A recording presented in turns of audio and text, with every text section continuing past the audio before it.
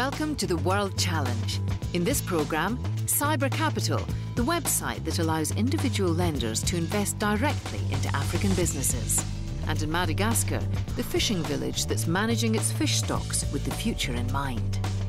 First, a reminder of the website where you can vote for the World Challenge finalist who impresses you most. It's theworldchallenge.co.uk. World Challenge features 12 sustainable businesses and projects from around the world. It's up to you to vote online for the one you think should win the World Challenge Cash Awards.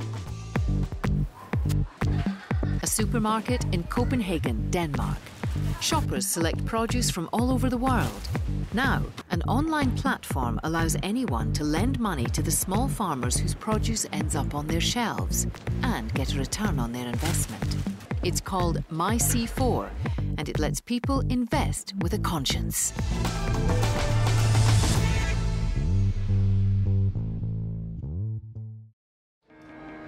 Danes enjoy one of the highest standards of living in the world, with a GDP per person that's 30 times higher than Uganda, according to the IMF.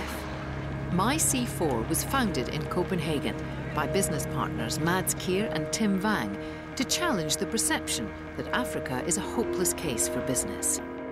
Mads has worked in the motor trade in Africa for many years.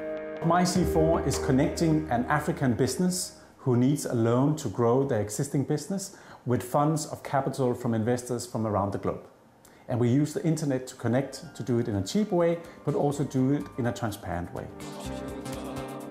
They call MYC4 peer-to-peer lending. Its online platform matches individual investors to business people who until now have had no other access to capital. I think the challenge for African entrepreneurs to get a business loan lies in the whole model. When you go into an African bank and you're a small business person, the first thing the bank will ask for is, say, you like to borrow, let's say 100. We would like you to come with 20 as a deposit before we can look at your application. So the person leaves the bank again and said, but I needed the 100. Not to know that I should deliver money to borrow money. Who will go into a bank if you know you're going to deposit money before you can borrow money? Would you do that? MYC4 is different. The borrower's credentials and business plan are checked out by a local microfinance institution, and if approved, they agree the maximum interest rate they're willing to pay and upload the details to the website, where over 17,000 investors bid to fund their business. If you're an investor, you set the interest rate you'd like to receive. When the auction is up, the system makes up the loan using the bids with the lowest interest rates. It's not one person funding one borrower, one business in Africa. It's an average of 50 different people or companies or institutions going together and funding one business. And they have different interest rates. So they bid what they think is fair. And if somebody thinks the interest rate is too high, bid out the others. It's a free world. It's vote with your money. And Danish consumers are voting with their money in the shops too. MYC4 has teamed up with FDB, the biggest food retailer in Denmark and owner of the co-op shops, to publicise farmers looking for loans. I think a lot of it, when you talk about ethical trading or ethical sourcing, it's about finding ways to connect the consumer with what lies behind the product. Because once you understand that there's actually people behind that product, that you can help improve their lives, I think you get more interested. It's not every consumer, but there is a growing number of people who are interested in this. We can see that. And there's a growing number of people that are interested in actually finding ways to see, can I do something more? So trying to get that link in place, that's really what we are interested in this project. When a consumer buys a product, they're also encouraged to help fund the farmer who grew it. What you eat when you have breakfast, you can actually sit down on your computer next to it, find that farmer and invest in that family. So the next time you eat those pineapples, you actually are a shareholder, so to say, in a loan which has been submitted to that farmer, which made those pineapples. I've always thought, how can you help people in Africa? Because it's a part of my concerns. We live quite well here in Denmark, but in Africa they have a lot of problems, so I would like to help. You can actually invest in a business in Africa, help the guy in Africa, and you can possibly get a return. So I thought this might be a very good idea, yeah.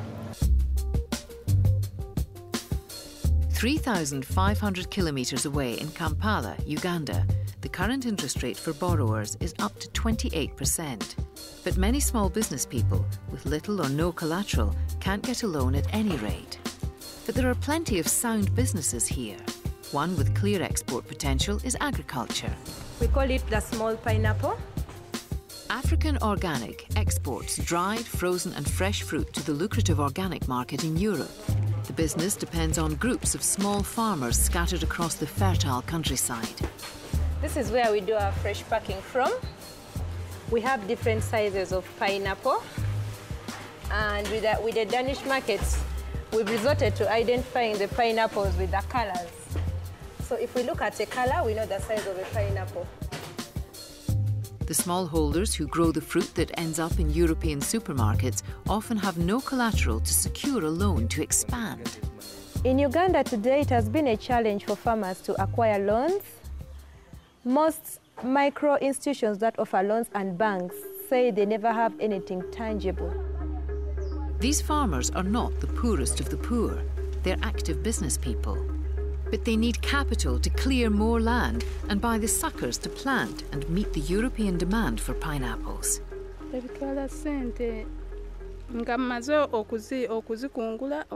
this business, generally the whole tilling process takes money. From buying the suckers to putting them in the ground, it all costs money. Then tending the crop costs money and weeding costs money. The MYC4 loan's grace period gives the farmers time to harvest before they have to start paying back.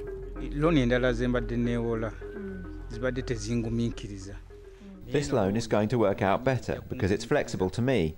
I'm going to pay back after harvesting and selling my products, which is easier compared to the regular loans where you get the money invested in your farm and have to pay back even before harvesting while you're still paying labourers to do the weeding.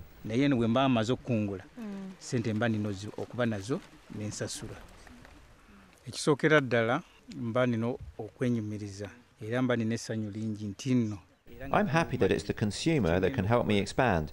Even better is that it's the consumer of my pineapples who appreciates my effort enough to finance me. Unlike an institution where you go to get a loan, but they don't care, they don't appreciate your work.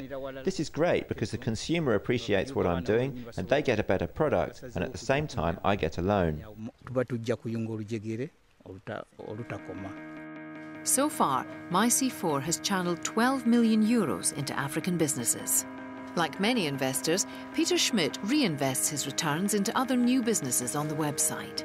I was fond of the idea, helping people to get their own business. So I could help them, and they could pay me the money back, and I could help other people with this money. So it was like a win-win situation for me. And how would MYC4 use a World Challenge cash prize if viewers voted it into the top 3?